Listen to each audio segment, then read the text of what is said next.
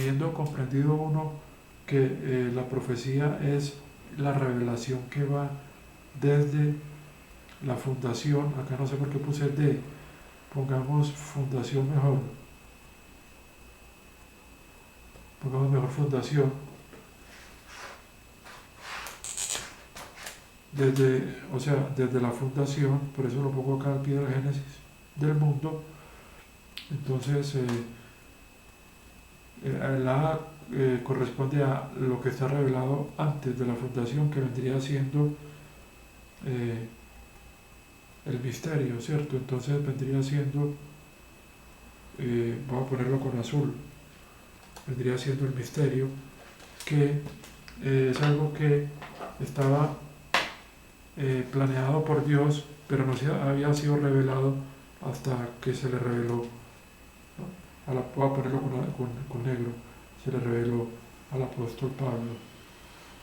También quiero hacer este comentario, que hay algunas denominaciones que eh, han pensado que, y esto no solo digamos en las iglesias, digamos como la misma iglesia católica, o hay también muchas denominaciones protestantes y evangélicas que han creído que los quienes no tienen un enfoque dispensacionalista han creído que como la nación rechazó el evangelio del reino, la nación de Israel, entonces que ya la iglesia, digamos lo que ellos llaman el cuerpo de Cristo, reemplazó y ha recibido a la nación de Israel, y por eso ellos a veces interpretan en forma alegórica las escrituras que hay en el Antiguo Testamento, y entonces lo cual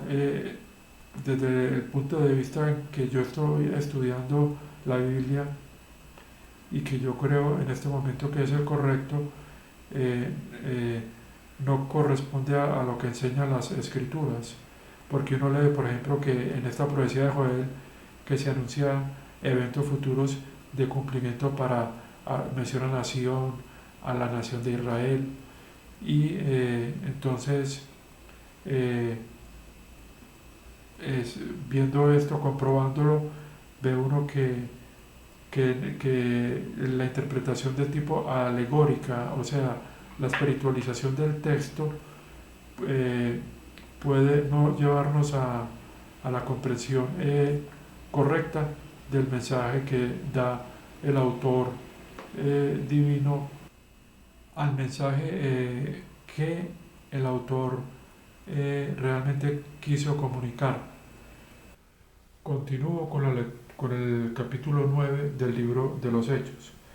Había terminado en el verso 14, eh, cuando Ananías le decía, y, y aquí él tiene autoridad de los jefes sacerdotes para apresar a todos los que llaman en tu nombre. Continúo con el 15. Y el Señor le dijo a él, ve, porque un vaso escogido para mí es este, para llevar mi nombre ante las naciones y reyes, los hijos también de Israel. 16. Porque le mostraré a él cuántas cosas necesita él por mi nombre sufrir. Entonces continúo en el 17. Y Ananías se alejó y entró en la casa, y habiendo colocado sus manos, dijo, Saulo, hermano, el Señor me ha enviado, Jesús, quien te apareció en el camino en el cual tú estabas viniendo, para que tú puedas ver de nuevo y puedas ser llenado o puedas ser lleno con el Espíritu Santo. Hay algo que comentar acá, y es que Ananías le hizo una imposición de sus manos para sanarlo. y para que fuera lleno del Espíritu Santo. Estos eran signos y señales que se daban a quienes predicaban el Evangelio del Reino, como he mencionado. Entonces continúo en el verso 18. Inmediatamente cayeron de sus ojos como escamas. Vio de nuevo también en el momento y habiéndose levantado fue bautizado. Fíjense que entonces el apóstol Pablo fue bautizado en agua como lo fueron todos los miembros de la Iglesia de Dios. Todos los miembros de la Iglesia de Dios que se hicieron creyentes a través de la predicación del Evangelio del Reino, que sabemos que desde Juan el Bautista hablaba de bautismo en agua, arrepentimiento, que quiere decir reforma, es decir, volver a la obediencia de la ley, teniendo en cuenta que en los evangelios están bajo la dispensación de la ley, que viene de Éxodo 24. Entonces por eso ese evangelio contenía arrepentimiento, bautismo en agua y fe en el Mesías. Entonces continúo con el 19, con el verso 19 del capítulo 9. Después de que el 18 dice que fue sanado, es decir, se le cayeron escamas, pudo recobrar la vista y en ese momento después de levantarse fue bautizado. Como sabemos, bautismo en agua, como los que hemos leído anteriormente, Esteban, que también fue bautizado en agua, y los anteriores que vienen con la predicación del Evangelio del Reino. 19. Y habiendo recibido alimento, fue fortalecido, y Saulo fue con los discípulos en Damasco. Dice acá que estuvo con los discípulos en Damasco ciertos días. Inmediatamente en las sinagogas él estaba predicando el Cristo, o sea, el Mesías. Mesías es la palabra en hebreo y Cristo en griego, que significa ungido, o sea, esto para recordarlo, que Él es el Hijo de Dios. Aquí mencionan de que Él fue a predicar a la sinagoga. Veamos que estamos en el capítulo 9 y que, como sabemos, en este periodo es a los judíos primero,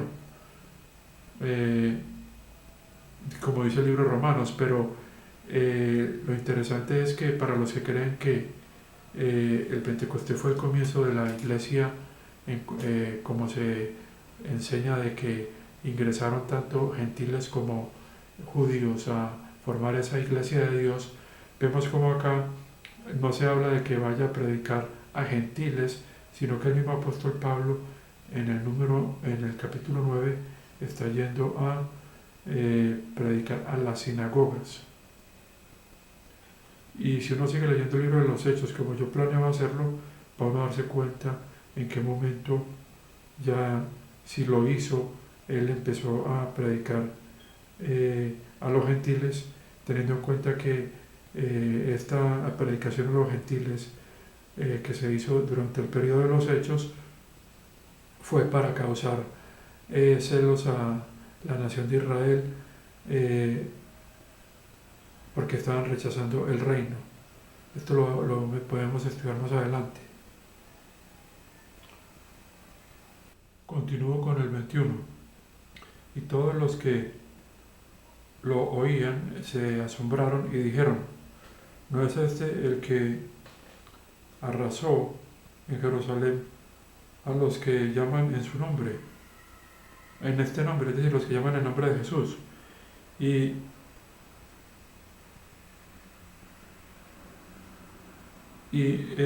hasta acá su intento ha venido para poder llevarlos presos a los jefes sacerdotes. Dice el 22, y Saulo estaba todavía más fortalecido, y estaba confundiendo a los judíos que moraban en Damasco. Fíjense que Pablo estaba predicando en las sinagogas a los judíos, acá no se habla de gentiles. Allí probando que este es el Mesías. O sea que esa fue la predicación de Pablo en el capítulo 9.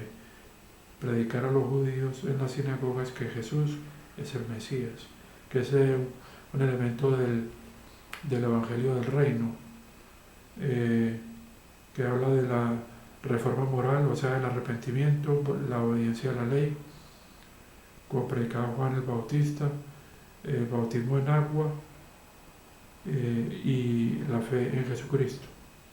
Dice el 23, y cuando muchos días se cumplieron, los judíos tomaron consejo para matarlo. 24. Y su consejo, dice acá, para matarlo.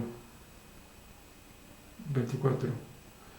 Y su consejo contra él fue conocido por Saulo o Saúl. Ellos también estaban vigilando las puertas tanto de día como de noche para que ellos pudieran matarlo. Ahora, verso 25. Y los discípulos, habiéndolo tomado, habiéndoselo llevado por la noche, lo descendieron por la pared, descendiéndolo en una canasta. Esto fue en Damasco. 26. Y Saulo, habiendo venido a Jerusalén, o sea, ya descendió a Jerusalén después de que salió de Damasco, trató de unirse a los discípulos, o sea, a los miembros de la iglesia de Jerusalén.